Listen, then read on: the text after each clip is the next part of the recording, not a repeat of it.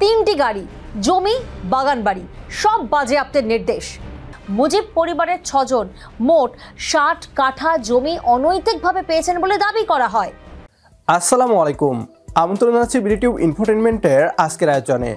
সাথে আছি আমি হাসানুল ইসলাম। জুলাই হত্যাকাণ্ডের মামলায় ক্ষমতাচ্যুত প্রধানমন্ত্রী শেখ হাসিনার মৃত্যুদণ্ডের আদেশ দিয়েছে আন্তর্জাতিক অপরাধ ট্রাইব্যুনাল। সেই সাথে তার সকল সম্পদও বাজেয়াপ্ত করা হয়েছে, যা নিয়ে তোলপাড় ভারতীয় পশ্চিমবাংলার মিডিয়া। আপনাদেরও মনে হয়তো প্রশ্ন জাগতে পারে, কি পরিমাণ সম্পদ আছে শেখ হাসিনার। চলুন দেখে আসি এ নিয়ে কি বলছে পশ্চিমবাংলার মিডিয়া। জুলাই হত্যাকাণ্ডের মামলায় আমরা জানি যে ফাঁসির সাজা পেয়েছেন বাংলাদেশের ক্ষমতাচ্যুত প্রধানমন্ত্রী শেখ হাসিনা। সঙ্গে মৃত্যুদণ্ড পেয়েছেন সে দেশের প্রাক্তন স্বরাষ্ট্রমন্ত্রী আসাদুজ্জামান খান কামালও।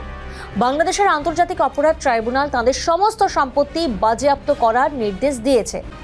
বাংলাদেশের দ্বাদশ জাতীয় সংসদ নির্বাচনে হাসিনা ও কামাল প্রার্থী হয়েছিলেন যথাক্রমে গোপালগঞ্জ 3 এবং ঢাকা 12 থেকে। সেই সময় নিজেদের ঘোষিত সম্পদ সম্পর্কে একটা বিস্তারিত হলফনামা দিয়েছিলেন তাঁরা। কি জানা যাচ্ছে সেখান থেকে?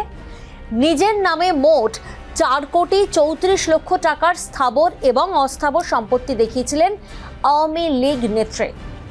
সে সময় তার হাতে নগদ অর্থ ছিল 28,500 টাকা।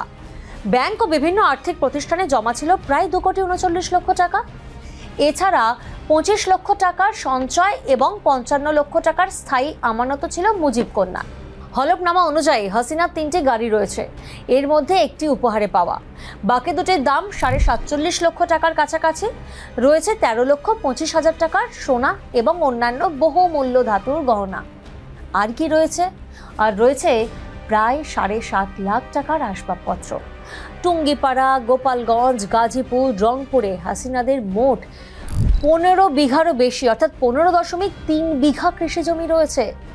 পাশাপাশি গোপালগঞ্জের টুঙ্গিপাড়ায় 3 তলা একটা বাড়ি রয়েছে হাসিনার নামে।